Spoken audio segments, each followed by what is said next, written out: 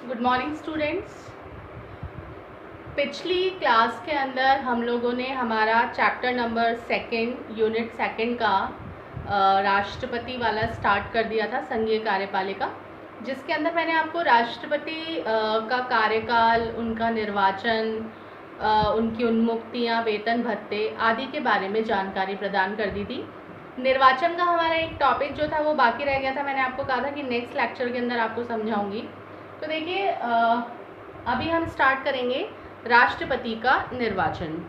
इसमें आपको ये ध्यान रखना है कि राष्ट्रपति जो है उनका जो निर्वाचन है वो अप्रत्यक्ष रूप से होता है। ये मैंने आपको कल बताया था। अप्रत्यक्ष रूप से एकल संक्रमणीय आनुपातिक मत प्रणाली जो है उसके माध्यम से राष्ट्रपति जो है उनका निर्वाचन किया जाता है। मतलब कि हम जिन लोगों को चुनते हैं, जो एमपी होते हैं, मेंबर ऑफ पार्लियामेंट, और MLA, member of legislative assembly, इनके द्वारा जो मतलब हमारे द्वारा चुने गए जो ये एमपीज और एमएलए हैं, ये सदस्य जो हैं ये राष्ट्रपति जो है उनका निर्वाचन करते हैं। अब हर एमपी और एमएलए के मत के मूल्य में ज़्यादा डिफरेंस नहीं हो, इसलिए एक फॉर्मूला जो है वो दिया गया है मत के मूल्य को निकालने के लिए। तो सबसे पहले अपन देखेंगे, एक विधायक जो है, मतलब जो एमएलए हैं, उनके मत का मूल्य निकालने का फॉर्मूला क्या है? राज्य की कुल जनसंख्या बटा राज्य विधानसभा के निर्वाचित कुल सदस्य कितने हैं, उसमें आप 1000 जो है उसका भाग जो है वो देते हैं। ठीक है, इस प्रकार से एक विधायक जो होते हैं उनके मत का मूल्य निकाला जाता है।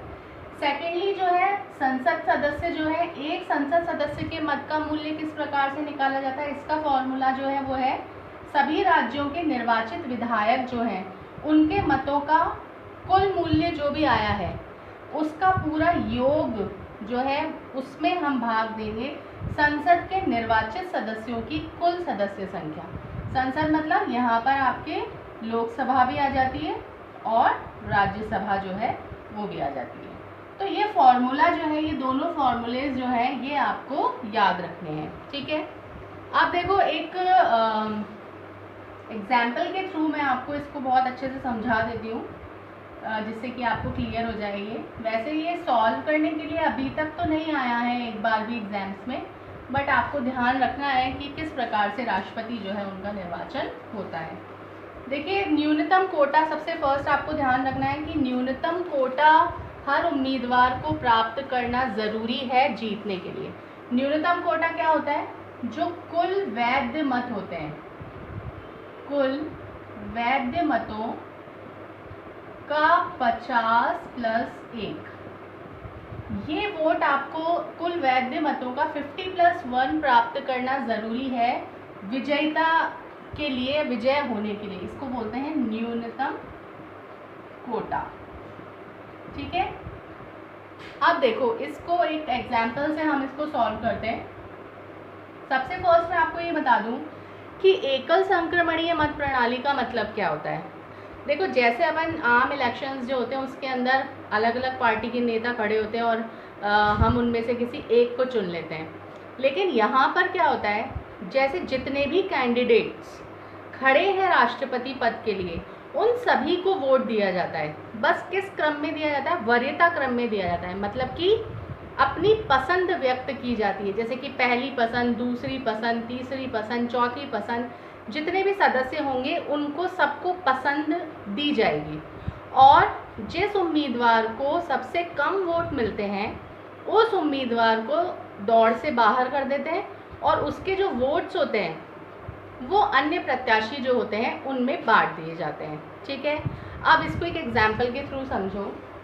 मान लीजिए ये राष्ट्रपति का जो चुनाव है, उस राष्ट्रपति चुनाव के अंदर 4 उम्मीदवार खड़े हैं, ए, बी, सी और डी। ठीक है, ये 4 उम्मीदवार खड़े हैं और जो टोटल वैध मत आए हैं वो वैध मत है 3000। ठीक है, मतलब अब जो न्यूनतम कोटा है, न्यूनतम कोटा कितना होगा? न्यूनतम कोटा मैंने आपको बताया था कुल वैध मतों का 50+1, तो 50+1 जो है वो कितना हो गया 1501, ठीक है। फॉर्मूले के अंतर्गत 50+1 जो है वैध मतों का, ये हो गया आपका न्यूनतम कोटा। मतलब हर उम्मीदवार जो है, विजयी उम्मीदवार जो है, उसको कम से कम 1501 वोट मिलने चाहिए, तब जाकर के उसको विजयी घोषित किया जाएगा, ठीक है। अब मान लीजिए प्रथम वरीयता के अंदर, फर्स्ट वरीयता में प्रथम वरीयता जो हुई उसके अंदर ये ए, बी, सी और डी। ए जो था उसको मिले 110 वोट्स, बी को मिले 800, सी को 750 और डी को 350। मतलब फर्स्ट प्रेफरेंस के अंदर जो एमपी और एमएलए ने जो अपनी फर्स्ट प्रेफरेंस दी है उसके अंदर उन्होंने ए को 1100 वोट दिए, बी को 800, सी को 750 और डी को 350 दिए। मतलब अभी फर्स्ट वरीयता के अंदर, ये जो प्रथम वरीयता थी, इसके अंदर कोई भी उम्मीदवार ये न्यूनतम कोटा जो है वो प्राप्त नहीं कर पाया है, ठीक है।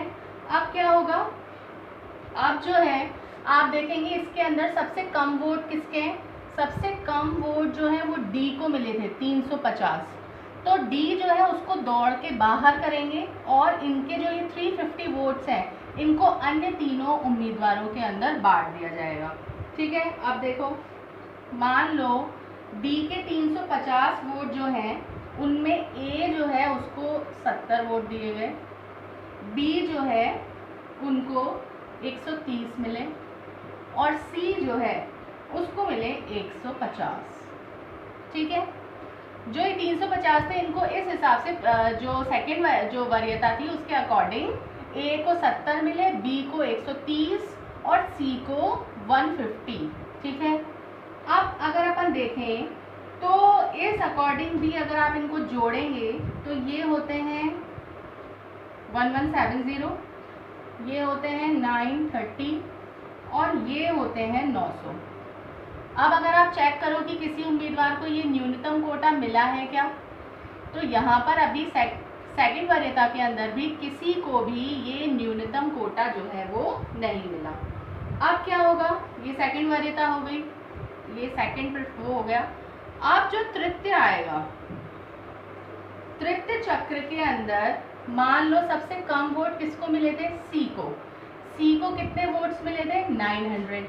तो अब सी जो है उनको दौड़ के बाहर करेंगे और उसके जो ये 900 वोट्स हैं ये इन दोनों के अंदर बढ़ जाएंगे। अब मान लीजिए कि ए जो है उसको मिले 340 और बी जो है उनको मिले 400, ठीक है। अब अगर अपन इसको टोटल करते हैं तो ये होते हैं 1510 और ये होते हैं 1330। तो इस अकॉर्डिंग अगर देखा जाता है तो जो ए है उसको ये 1510 वोट मिल गए हैं, चाहिए कितने थे न्यूनतम कोटा के लिए, 1501। तो ए जो है, ये ए जो है इसको सफल घोषित कर दिया जाएगा, ठीक है। तो इस प्रकार से ये राष्ट्रपति का निर्वाचन होता है। इसको एकल संक्रमणीय आनुपातिक मत प्रणाली बोलते हैं। हर उम्मीदवार को वोट इसमें दिए जाते हैं उनकी पसंद के अनुसार। पहली वरीयता में अगर किसी को भी न्यूनतम कोटा नहीं मिलता है तो उसी प्रकार से दूसरी वरीयता देखी जाती है कि सेकंड प्रेफरेंस पर किसको सबसे ज़्यादा वोट मिले हैं, और जो सबसे कम वोट प्राप्त करने वाला व्यक्ति होता है उसके वोट को अन्य प्रत्याशियों के अंदर बांट दिया जाता है। और ये प्रक्रिया तब तक चलती है जब तक किसी को न्यूनतम कोटा प्राप्त नहीं हो जाता, ठीक है। तो ये राष्ट्रपति का निर्वाचन है। इसको एक बार देख लीजिएगा, पढ़िएगा, और फिर भी नहीं समझ में आ रहा है तो फिर आप मुझसे दोबारा पूछ सकते हैं। Thank you.